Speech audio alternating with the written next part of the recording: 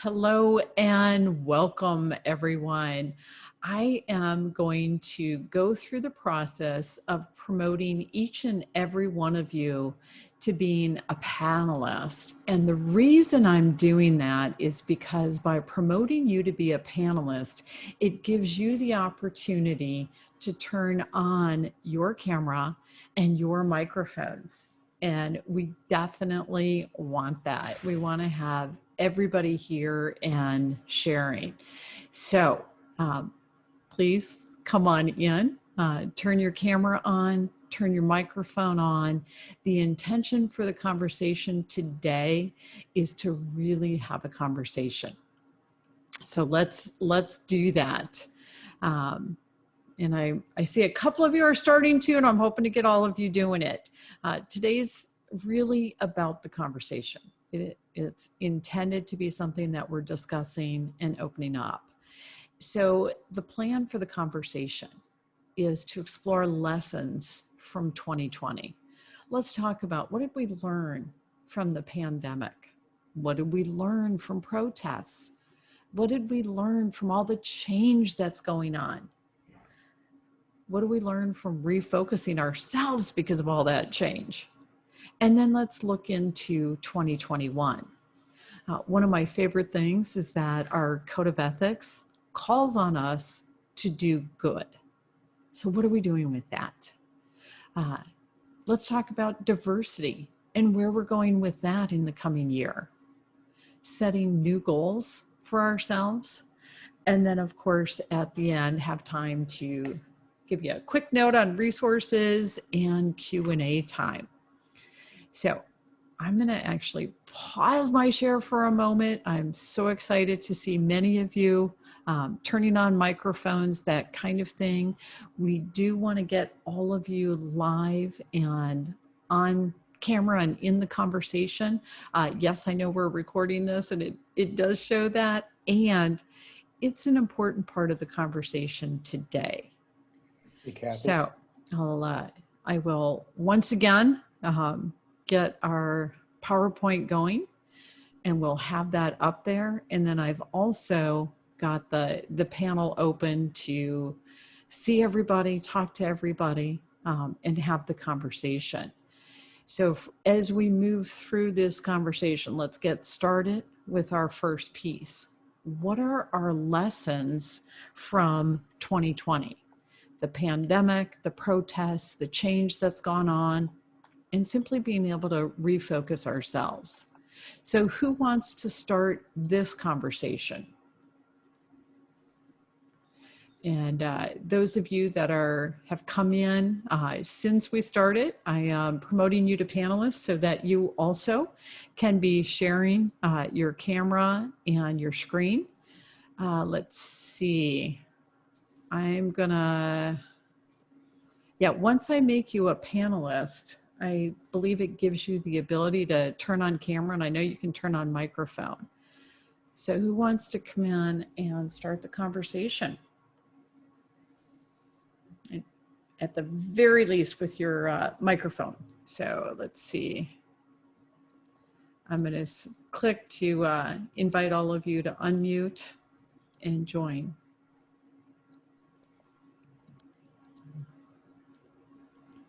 All right. So we've got that set up, and I'm just wide open to hearing what you want to talk about. So what are your lessons, everyone?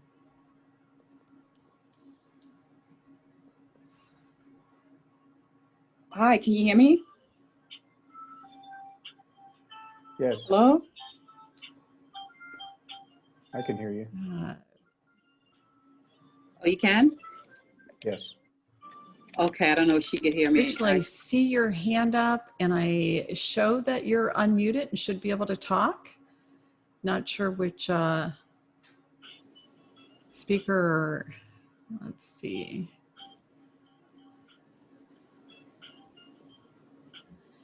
Okay, so I've clicked all the settings so that you can show your camera, so that you can unmute and talk. Hey, Rita.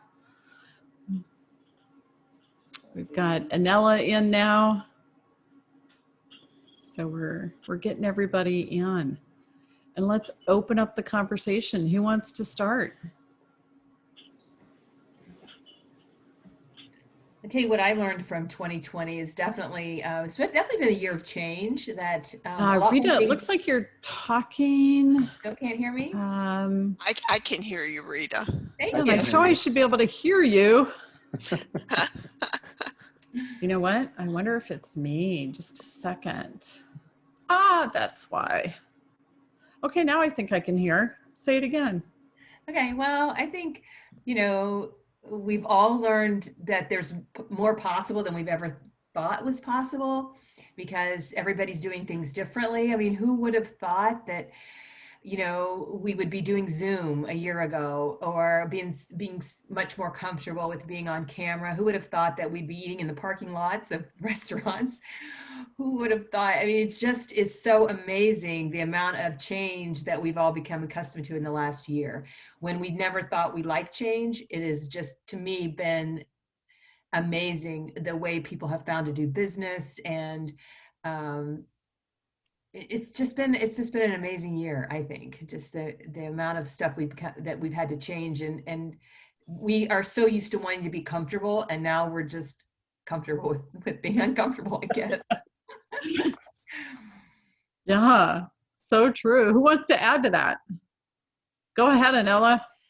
So I agree with what Rita was saying, but even in all the change, there has been so many blessings that has come out of this. And so when you talk about Zoom meetings, it has been amazing that I've been able to have Zoom meetings with family members that I've not known through my whole life that were kin to me. So every weekend we have a Zoom meeting for the family, and whoever joins. And it has really brought the family closer. In fact, we are now saying a rosary with the family. So that has been, I mean, we're praying together and we're learning about each other. So there has been some blessings. Yeah, absolutely. We talked about that a little bit on the last open coaching call.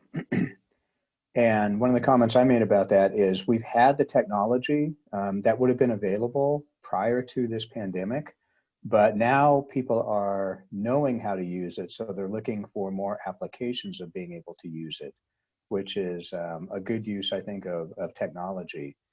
But one of the things that I've been thinking about a little bit is what are the unintended consequences of the actions that we take, and how do we not lose the forest for the trees? And I'll frame that by saying my wife and I both have aging parents who are in independent living facilities that have gone into a lockdown mode, or at different times have gone into a lockdown mode. They've opened up a little bit.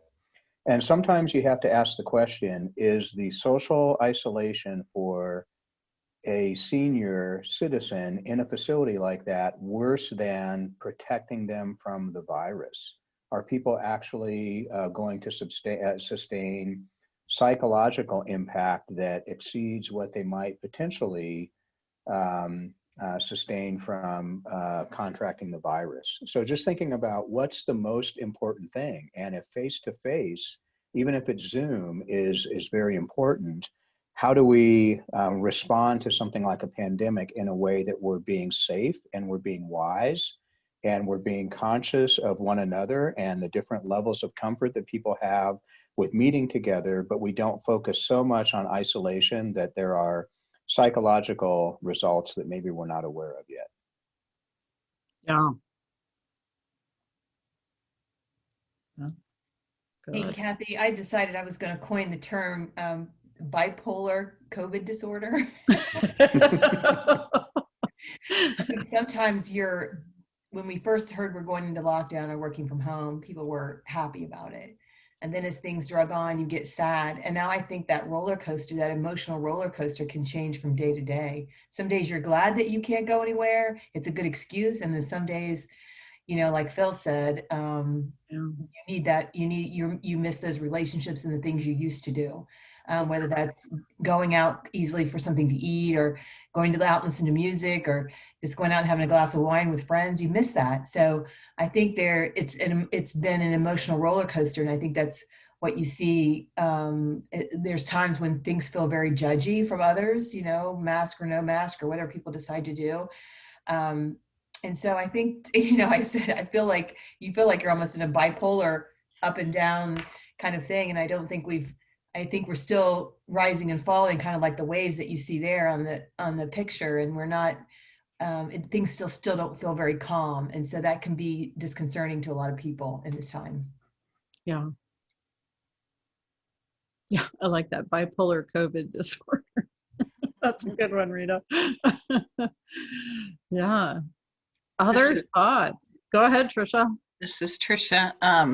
Yeah, my husband and I early on had the term COVIDiot. We were calling people COVIDious. But in some way, it seems like it's really brought people back to fundamentals and priorities and what's most important. And I think that's really evolved out of this. And kind of like what Phil said, I really feel for the seniors, but my heart really goes out to college students, and particularly the high school seniors from last year, and college students. They're just not getting that. And it's a fundamental when you're in college. The social is just huge, and what are the ramifications of that? And then kids. And I saw a video today, and one of my daughters is going to be a teacher, and she's doing her student teaching, which will be probably a hybrid, I hope, because but the video was this teacher, and she had all of her kids on Zoom, and they must have been third grade. And she intentionally, as they were transitioning to the next thing, did this, push this button, and it sounds like they were tooting, like she tooted. And the students all just cracked up. And I just thought, that was brilliant. That changed the kids. It brought them together. It was a comic relief.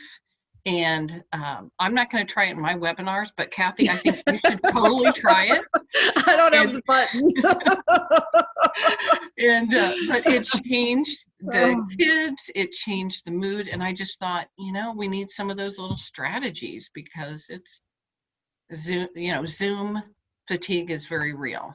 But it's also our only avenue to connect. So thanks for not being a COVIDiot, everybody. It made me think, I know that my granddaughter's school teacher would read them bedtime stories. She's very young, elementary. And so they, in addition to getting on Zoom for classes, they would get on Zoom at night and hear a bedtime story from their teacher. And it was a way of developing that connection without being able to be together. Yeah, super cool. Super cool. Good. Rachel, I know you're playing with your camera. I see Carolyn, Jill, and Greg. Hopefully you're there. Who wants to jump in and share their thoughts? I can jump in. I was just going to say a few things that echo a little bit what others said, but I think just a lot of self-awareness. I think this has been a really important time for people who are spending a lot of time alone, especially, if they're not families and if they're not, dealing with homeschooling and things like that. I think there's, there's a whole population that has spent a lot of time really just with themselves and figuring out what's important, as I think somebody else said, like what are priorities, family, church, who's the priority. So I think that's been really big. And what I hope, another big thing that I hope that comes out of this, again, not for people that are juggling families and really struggling with the homeschooling, but is that balance.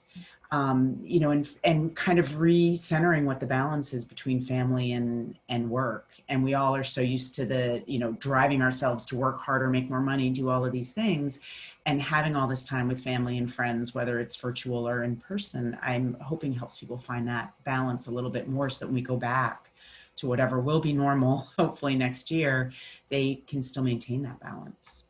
Yeah. No, it's, which makes me think there's a coaching client scenario where, okay, now that they're working at home, all of a sudden it's too easy to keep working. the computer's right there. And if somebody calls in the evening, they can just go into the other room and turn the work computer on and do something. And that grew and grew and grew until it became this monster of they were working all the time and no time for family. And so really playing with that and going, okay, so where can you set those boundaries and how can you manage it? Yeah. And I then worked a lot with one of my clients on that. yeah, it's Really? crazy. Yeah. And if you're not, if you say you don't work Fridays, don't work Fridays, and sticking to that. Yeah. Uh-huh. Yeah. And, well, and even just how late do you really have to work Right. before? I have another client who they did a survey with employees and they got several hundred responses and just asking about the impact of all of this. And much like some of you are saying, for a lot of people, it was like, oh my gosh, I don't have to commute to work. So that's saving me a ton of time, which is giving me time for family and time to exercise and that kind of thing. I'm saving a ton of money, not commuting and all the little expenses that go with going to the workplace kind of thing. And they're eating better, they're healthier. I know that my son-in-law, his company was, oh, we can never do a work from home. We have to have people in the office. And all of a sudden, oh, we can work from home. So it's a big change. Yeah.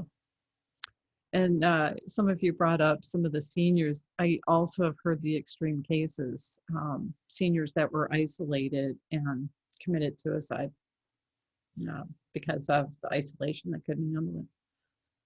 So it's really, oh, wow. all the extremes. I see Greg's note that he's in listen mode, so it might be he's not in a place where he can come on live. Jill, Rachel, what do you want to share? Oh, hi, everybody.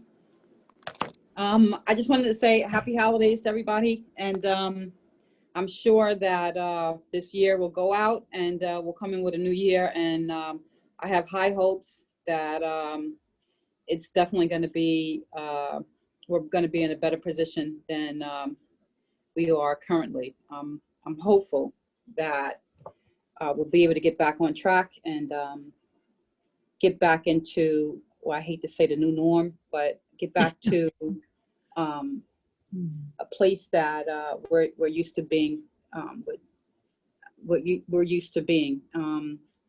I just want to point out that I think throughout this whole process, I feel that the young people have grandchildren, and I think they're missing out on that social connection that they need. Yeah. And that bothers me a lot, especially with young people, because they need that. They always, not that they're always, but I feel that most of them are looking for the attention, love, or some type of acceptance. And, of course they get it at home. It's just different when you get it from a peer. And I don't know what type of effect that's going to have long term. So that I'm a little nervous about that, but I'm hopeful that we're able to get through it and get back on track. So I'm just looking for this year to end already, because I'm done. Yeah. I'm looking for some new adventures and to bring some positivity back into the atmosphere, because we need that. So everybody, please send your positive vibes out into the universe so it could bounce back to us, because we need it more than ever. Yeah. And Rachel, I actually really am embracing the idea of a new norm. We're not going to go back to what it was. We're going to go back to something. We're going to go to something new. And I hope this is an opportunity for a lot of change that really just has to happen. So. Yeah. Yeah, it kind of gets back to that question, what do you want? Yes, right? Our favorite coaching question. Yeah, who wants to go back to, work-life balance that is all skewed? And that whole word of refocus, it's also an opportunity for reprioritization and really asking the questions, not just individually, what's important, but as organizations, institutions, we've mentioned churches, for a bunch of different groups to kind of look at what's the most important thing, and how is this providing an opportunity for us to look at, okay, where have we been? Where have we been this last year? Where do we want to go? Yeah. What will it be? Yeah. And I agree. I feel that when something like this happens, it's like your grandmother used to say, when life throws you lemons, you got to make lemonade. So let's make some lemonade. yes, yes. And I think that one thing to me is systemic change. We want systemic change. We want a new norm. So yeah, awesome, awesome, awesome. So you tell me how you feeling about the conversation in terms of lessons from 2020.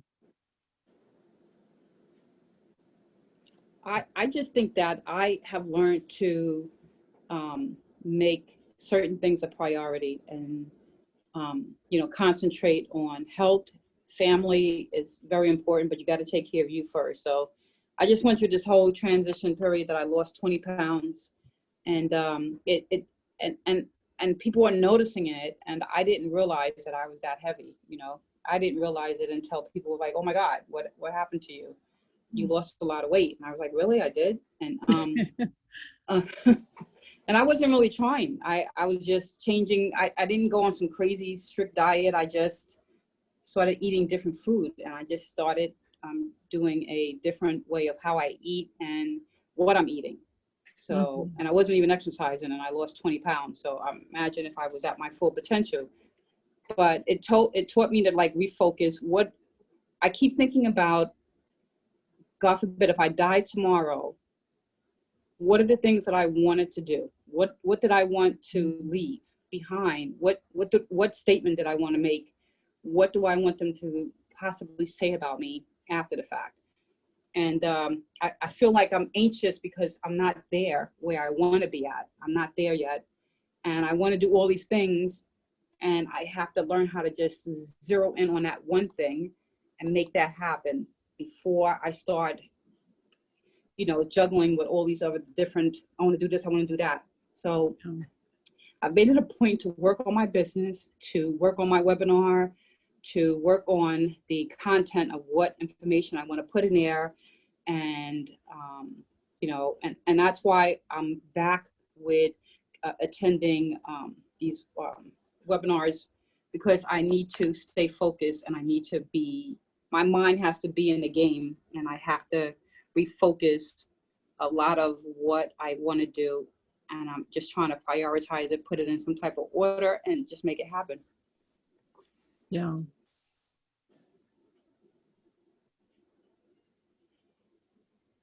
Nice. Nice, nice. It makes me think about because I think I've talked to a lot of people that have said similar, okay, it's really getting me to look at what's important, what are the priorities. And I think a lot of people have also dealt with the overwhelm. There's so much. Where do I even start? And I'm working on a podcast, and in one of the stories that I'm sharing in this podcast is of a child walking along the beach, and there's all these starfish that have washed up on the beach. And the child knows that if they stay there on the beach, they'll die because the sun will burn them up. And so they're picking up starfish and throwing them back into the water. And their grandparent walking along with them, well, what are you doing? Well, I got to save them. I got to throw them back in the water so they can live.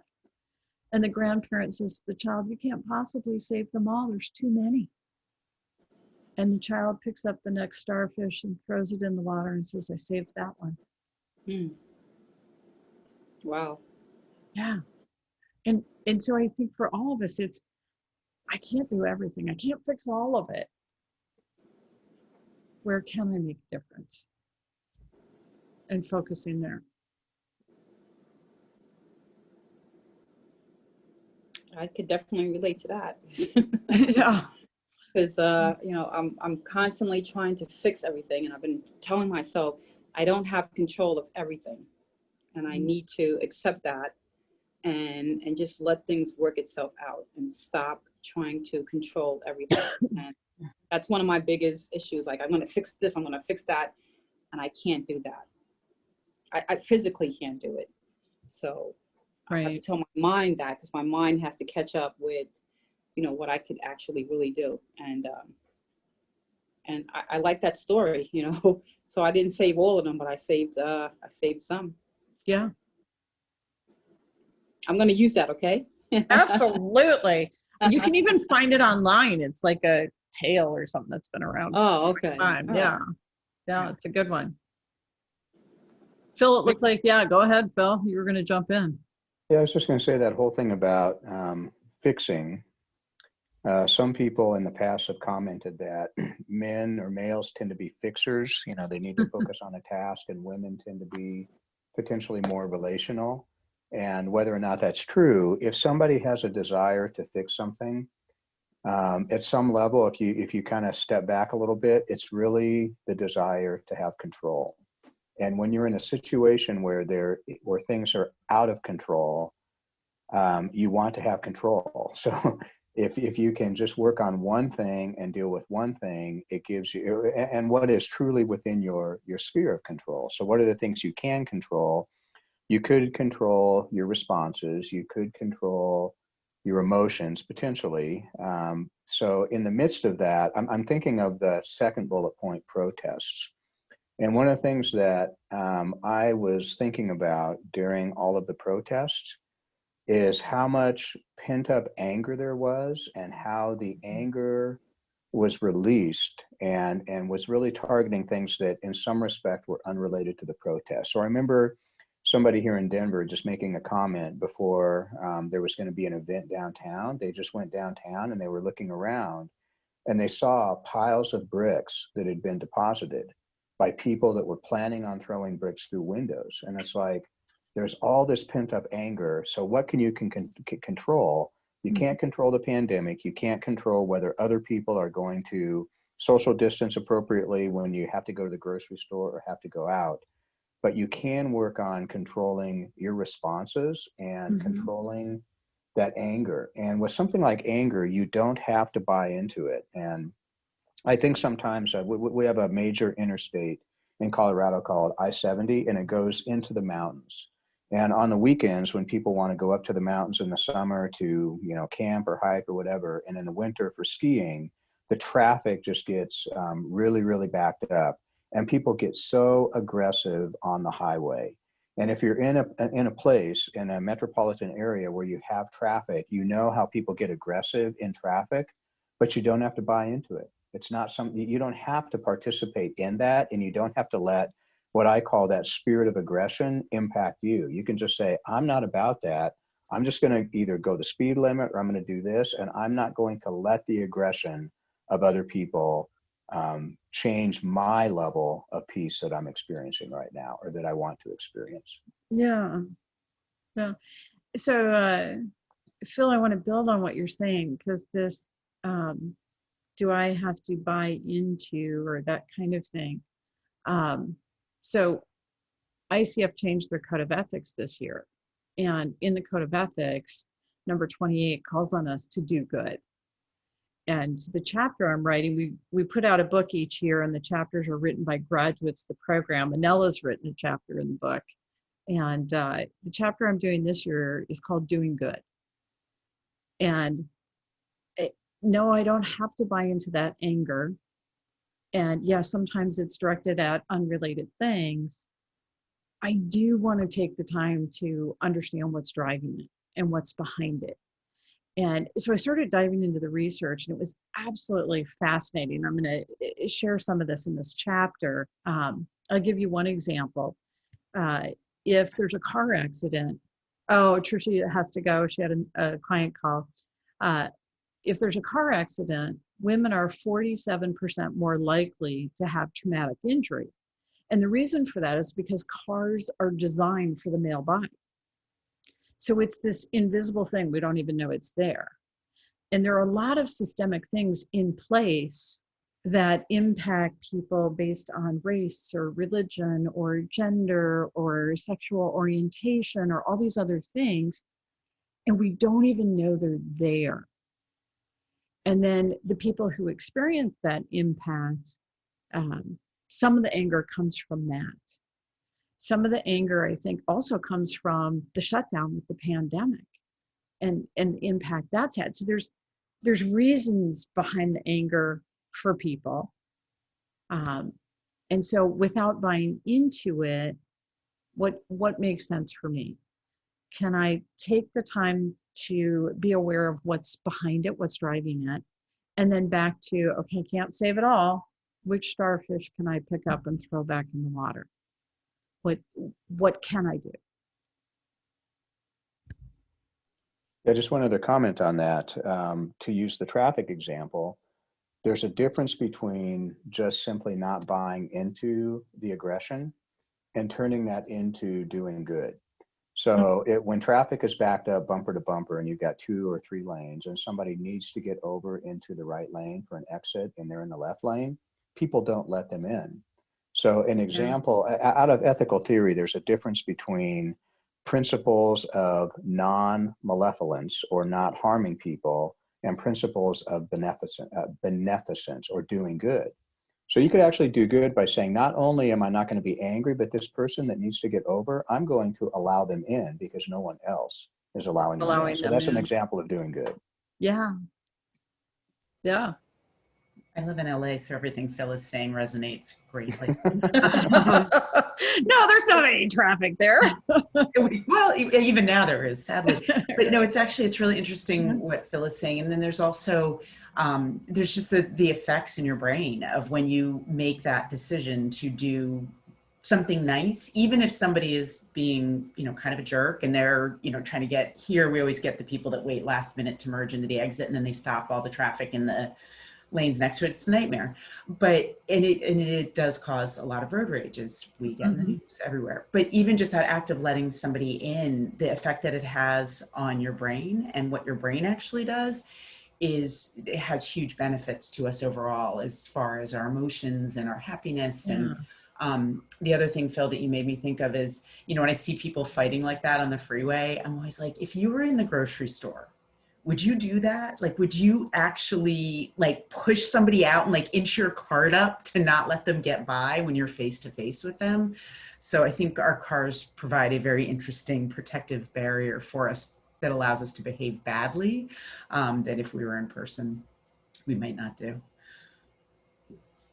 Yeah, that's an interesting thought. We're all talking about lessons from 2020, but I think that we don't know all of our lessons yet. I think if the pandemic had happened and then it quit, maybe it was done in a few months, we really wouldn't have time to learn anything. But this may drag on until next year. And so I don't think until we have an opportunity to look back on life, we can't and really make sense of some of the lessons that we've learned. I think those are still going to be unfolding for the next several years through this. Oh, yeah, absolutely. We're learning things now and we will continue learning. Yeah. I think another big learning too for this year is we don't really know what everybody else's experiences are. We all feel like we're in this together, but we're really not. And, my life is relatively easy because I have a dog to worry about. I don't have kids. I don't have a spouse. I'm not trying to homeschool and do all of those things. But my burdens are different because I do have people that I take care of. I really think that a big lesson for a lot of people, especially people that start to work remotely, and I've worked remotely most of my career, so I helped a lot of people in the beginning and just reminded them that just because you can't see somebody doesn't mean that they're not working, or it doesn't mean that they're not stressed, or it doesn't mean that they don't have this other pressure in their life. So just communicate and have the conversation, ask the question, are you okay? Is this a good time to talk? Is it not? And just, I think communication is key, but really just not putting our own assumptions onto other people as well for what their experiences are, I hope is a big lesson too. Yeah. Oh, I love that. It reminds me of a Jack Canfield story. I don't know if you've heard this one.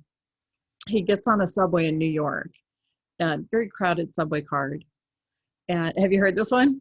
And a dad gets on the subway with kids. And the kids are like out of control. They're bouncing around, they're knocking people's bags over, kicking shins and all this other stuff. They're just out of control. And he's just watching the reactions of the people in the subway car and going, wow, this is not good. This is really not good. And thinking, okay, I'm supposed to know something here. And so then asks and turns to the dad and just asks about what's going on. And the dad goes, oh, I'm sorry. Yeah, my wife just died. And all of a sudden, all these people in the subway car that were getting angry and stressed and mad about what was going on let all of that go. And now all of a sudden, they all wanted to help that dad. And it totally changed. And it's, Carolyn, it strikes me because what you said, we don't know what somebody else is experiencing, what's going on in their world. We don't know what's driving the different things that are happening. Yeah, I actually worked with a client on that. She was so angry at her boss. He's in Minnesota, she's in LA, and she was just going to quit. And I was like, just take a breath and maybe just, have a conversation of, why is he reacting the way that he is? And it turns out he has 9 kids and he's homeschooling 9 kids, working full time. The company was bought. So there's all this pressure that she's unaware of. And, but yeah, it just, and for her, it was really eye opening too. And she called me right afterwards and was like, I'm so glad that we had that conversation. Cause she's like, I would have quit. And, now I can actually help him, which is, sort of what you hope happens. But it just, yeah, it makes you really think just for even people in our personal lives, not just professionally. Oh, nice. So let's kind of pull all of this together and summarize. So the pandemic, yes, we're still learning.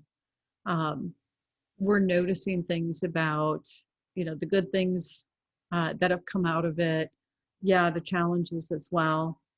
We're talking about the protests and being aware of what's driving some of that, informing ourselves, all the change we're experiencing.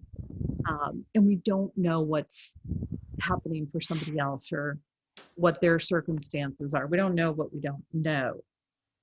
And then really refocusing what is important, what are the priorities, and where do we want to put our time and energy. So, yeah. So, Greg, you've been able to join us live. Do you want to jump in on the conversation? Yeah, sure. I just got my first haircut in 10 months, so I had to take opportunity as it goes. So yeah, it's a big question. I think it's a big question.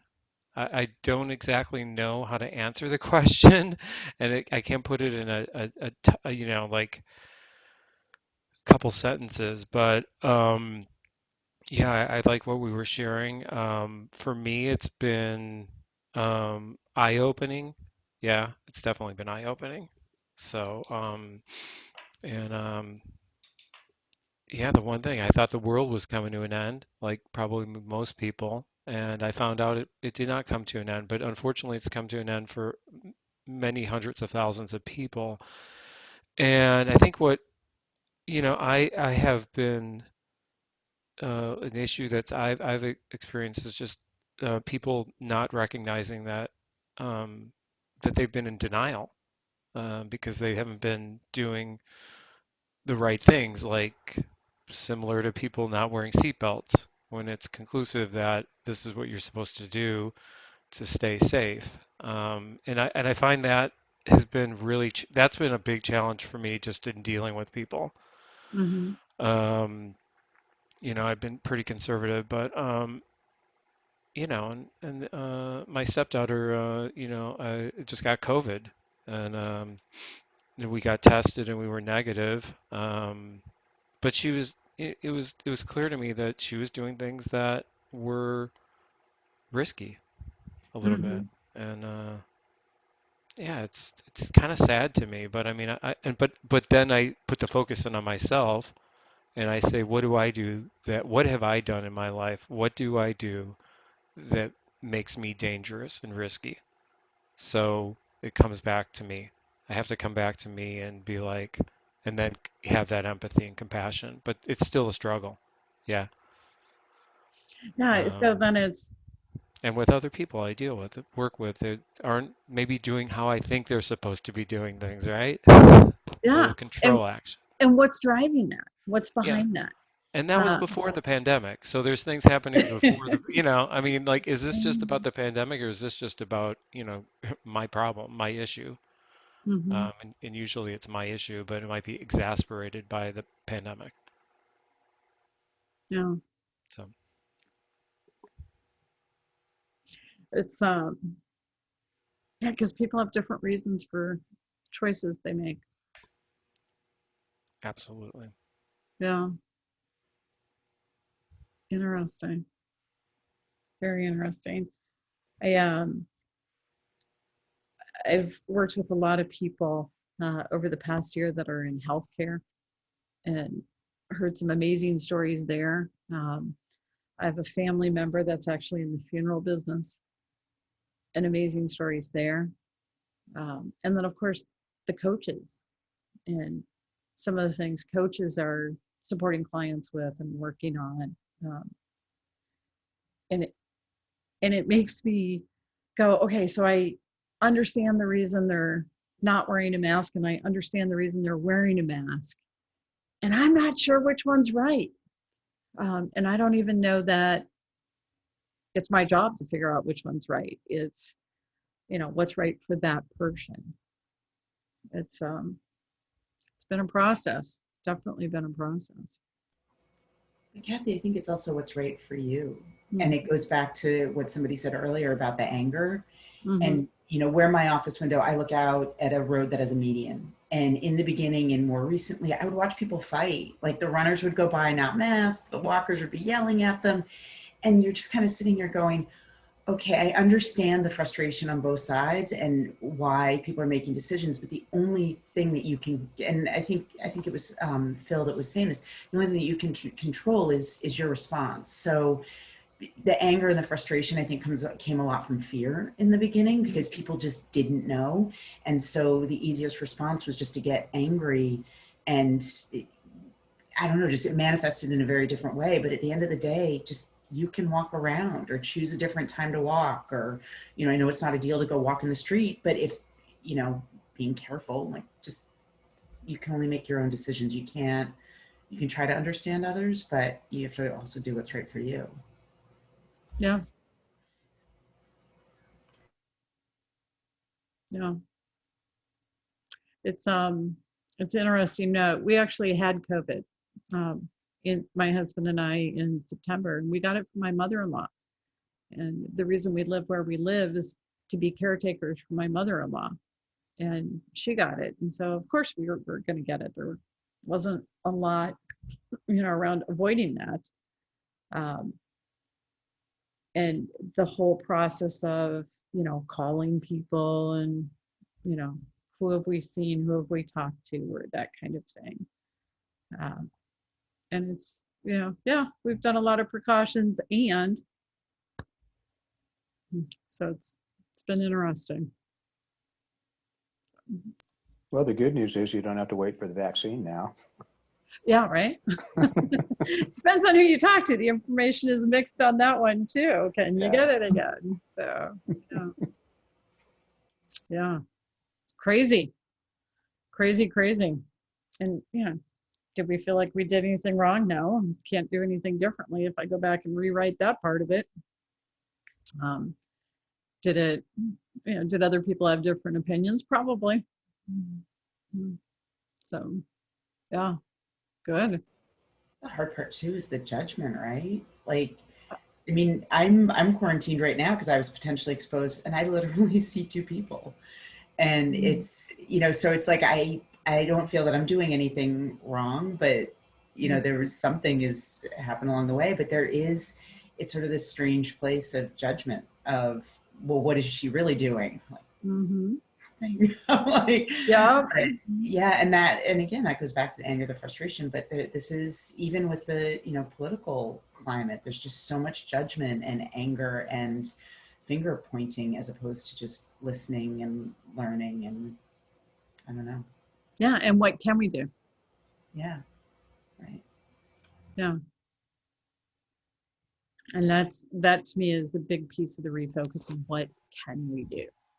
Can't change everything. What can I change? What can I influence? Right. And what can you control as just you? Yeah. Yeah. And sometimes that's a hard thing to do, I think, for everyone, Mm-hmm. because we're emotional beings. And I think that for me, that's where it really kind of comes down to is like, what's the emotional response? And getting emotionally sober for me is like one of the things that I've learned that, I mean, that's something I've always known that I need to be. But yeah, like even I said, oh, she was in risky behavior. Not really. Maybe not, maybe not, but like to the point, you get it, you don't even know when it happens. Like you can't see it, you can't touch it, you don't know. Mm-hmm. You don't know what it is. There's people that have done every precaution under the sun and still got it. There's other people that haven't and not. So it's like this unknown. It's just absolute chaos, really. But the chaos doesn't need to be, if the chaos is inside me, I don't know what the chaos would be for someone else, because Mm-hmm. unless we share, and that's still limited to what someone's thinking. Like I don't know. But yeah, the chaos in me does not needs to be resolved. Otherwise, to me, it feels like a very toxic place to be. And so Mm-hmm. I've definitely like stayed away from social media a lot as best I possibly can, and news. Like, what can I take away? What can I can be informed, because for me, I'm a super emotional person. I just know I am, and I get wrapped up in things really quickly. So Mm-hmm. so I've been abstaining from a lot of things Yeah. because they're just not something that I'm able to handle, which is I see other people doing the same thing. Um, and I feel that's a good thing, you know. Yeah. One of the coaching questions to me around that is because dealing with some clients that were struggling, um, the stress, the news, the social media, all that kind of thing, just overwhelmed by it. And literally asking, okay, how much time and energy do you want to give that? And then when you know that, where else do you want to put time and energy? So, That's a great question, because there's a lot of things that everyone wants to do and put mm-hmm. time and energy. It's just, are they doing it or not? And I'll speak for myself, there's certain things that I'm right. Coaching would be one of them right here. Mm-hmm. How I didn't even know, I was emailing you and I was like, I think it's been expired. I've only attended one hour of Mm-hmm. coaching seminar, and I'm like, it's such a struggle to go, yeah, I'm gonna get 12 hours and I'll do that. I'll pick one, and then I haven't done it. And just Mm-hmm. to get onto this was a struggle for me, literally. Um, It's so when we get even stuck, though I want to do it, right? yeah, well, we So get stuck in the challenge or the problem, and it's easy to stay stuck. yeah, And the good news is kind of like what Rachel was sharing. She just started changing what she was eating and eating healthier, and all of a sudden it was having this impact. And it's you start and it builds and it builds and it gains momentum. yeah. Oh. So I'm gonna throw up the 20. Oh, got ahead of myself. The looking into 2021. So this idea of doing good, what does that mean to us? What do we want in terms of diversity? What do we want in terms of new goals? And thinking about our new norm. What do we want that to be? So our ideal coaching question, what do you want, everyone?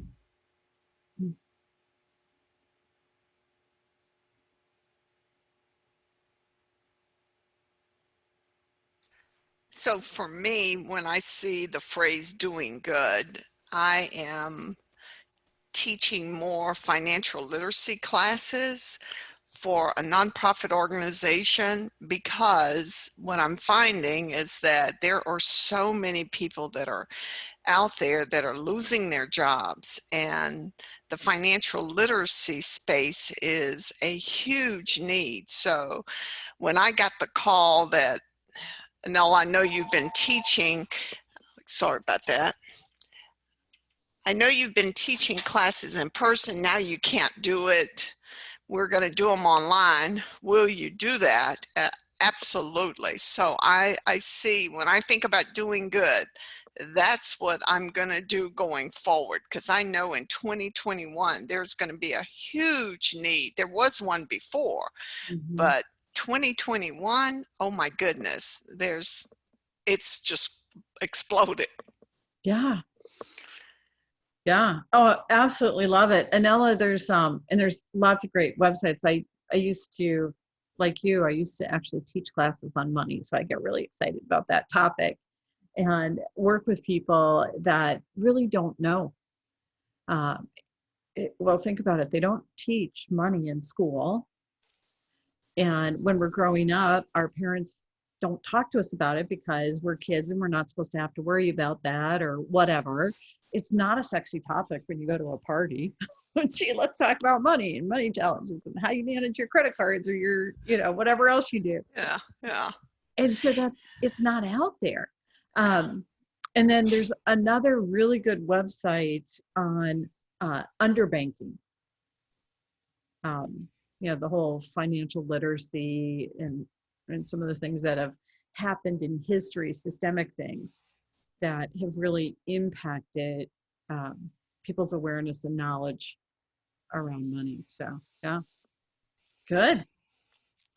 And the interesting thing is that when I tell people that I'm doing that, the first thing they want to say is, so this nonprofit is for low to mod? So, I understand why you're doing that, because there's so many in the low to mod that needs it. And I have to always stop and explain, wait a minute, it is not necessarily low to mod. You have individuals that have served our country for 20 plus years and are in my class because they do not have the foundational of the finances. So they find themselves looking for a stipend to pay for their electricity. So that's why for me, when I think about doing good, I recruit as many people as possible to teach classes in that space. Mm-hmm. Nice. So let's open it up. Who's next? So let's bring some more thoughts in on what you want.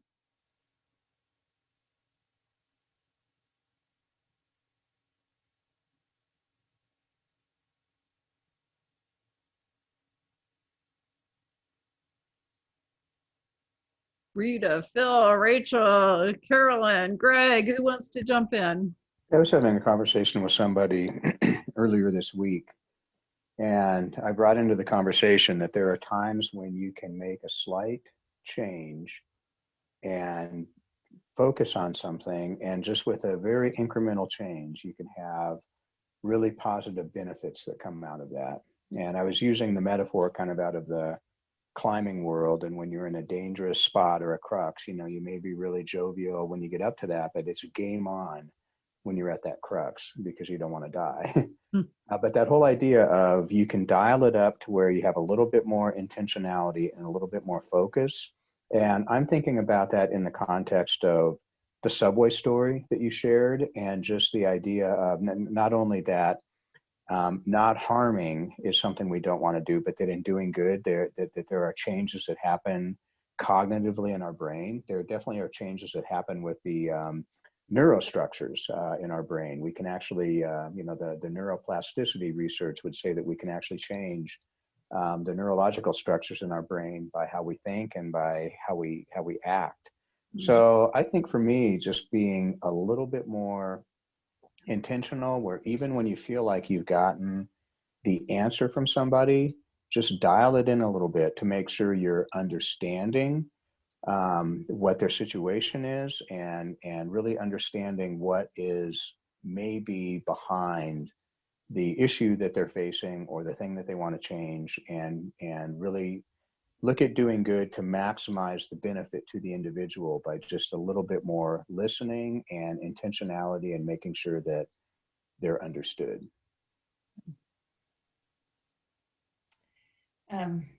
Kathy, I'll share my stuff that I'm looking at your doing good. So my doing good, I know this is kind of goofy, but I do, you know, me, I run pretty much every day. So I decided to, I run through a neighborhood, not my neighborhood, but somebody else's. So I decided to wave and smile at every car because I'm on the road, every car that goes by me. And now today, when I was out running today, I can't believe how many people are waving at me now and smiling at me. And I don't even know them, but I thought I might be the only person today that you meet that, you know, has a smile on their face. So that makes me feel good.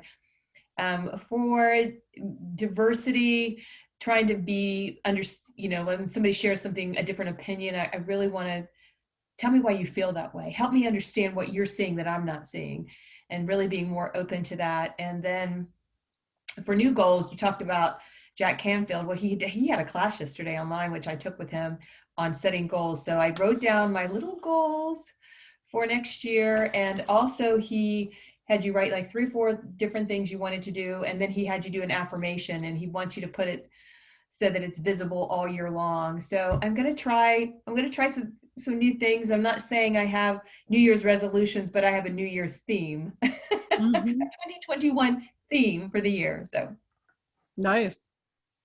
Nice, nice. Love it. Who's next? I'll jump in because I actually have to jump off to a client call in a moment. I just need to add more time for these because I just feel like I leave at the important parts. No, I think a big thing for me this year has really been just trying, because I've had more time, being able to just be more active in my community overall. And we've got a massive homeless problem and a massive issue with a lot of people out of work here, from the entertainment industry to the hospitality industry. And what I would like to do with the coaching certificate that I've gotten this year, and as I move into that business, is starting to donate time to different resource centers that are helping people kind of transition into different roles or move into different career paths. So that's what I've been working towards, and hope to be able to do more of that next year. It's hard right now because we can't see anybody. So, but I'd like to build on that a bit into next year. Yeah. And thank you all, because I have to sadly jump off, but it was great to meet everyone. Thank you for doing this, Kathy. Yeah. Good conversation. Thanks for adding. And Rachel and Greg, let's invite you in.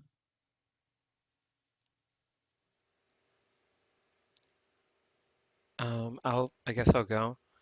The challenge for me is when I start sharing about these things, what's real and what's just sounds good. So Mm-hmm. I always check in with I don't really. So I mean I think yeah, it's always tough. Doing good, I think, like, you know, as we're talking about, but like for me personally, I'll say, yeah, how can I be, I know when I'm being not good. I'll tell you, however that looks, but I know when I'm in my character, yeah, I got some character weaknesses, of course, and I'm working on those. And it specifically in my business is maybe, yeah, listening more, being there for people, and really honoring them and being more positive. So I think that could be impacted in my work, but then also translating that into my personal life, so they're not separate, um, at all. You know, I am who I am, and I mean, in some way, shape, or form, but. Um, So being authentic, being transparent, and being honest, you know, to the point where it's not harming that person, but being honest. Diversity, I feel, is also, I think that comes in my nature, but you recognizing, you know, what 2020 has Yeah. shown us all. Yeah, I mean, and you know, and I've heard it, and I've been in groups with about diversity, and that is not going to be solved overnight, but recognize that, yeah, everyone has their own issue, and how that's systemic. It's for real. It's a for real thing. So I've read some books, to get more knowledgeable about that. Yeah, continue to do that. New goals is back to just doing the coaching.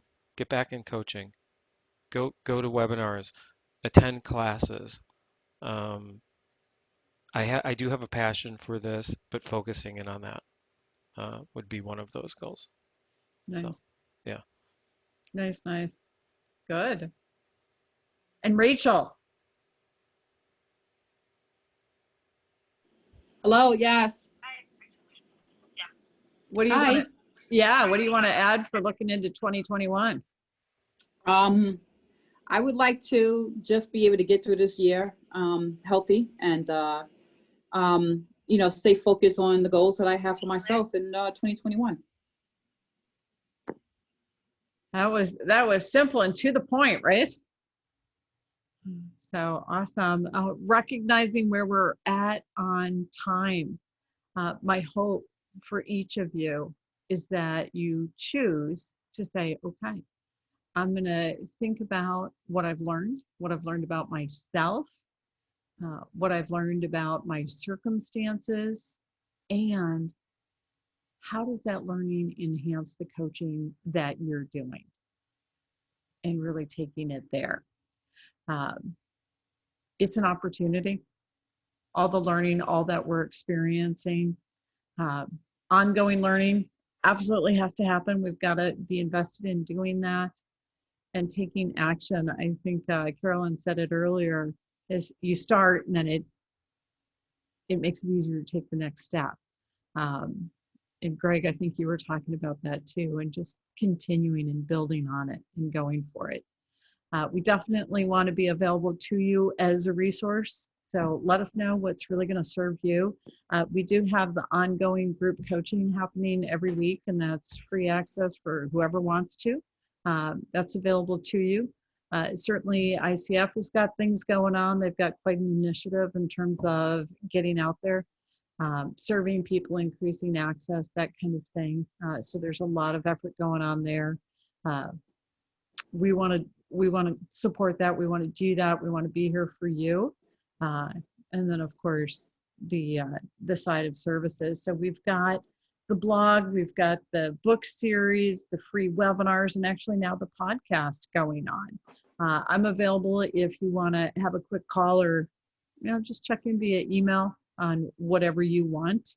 I'm going to scroll through very quickly. We're available on outsourcing on things. Now let's really get to you. What's your action plan?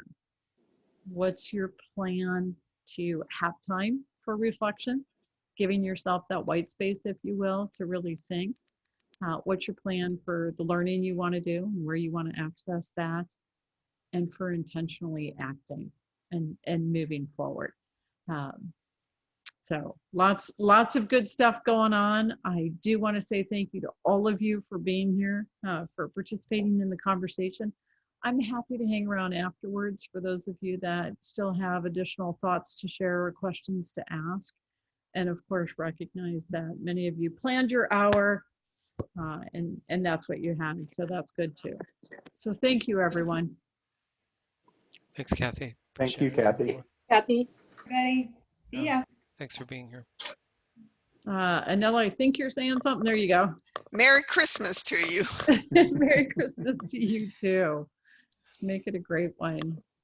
All Take care, right. everyone. Happy holidays. Yeah. Keep in touch. Yes, definitely. Okay, Kathy, I'm just going to stand by because I want to talk to you a little bit. Okay. Let me stop the recording.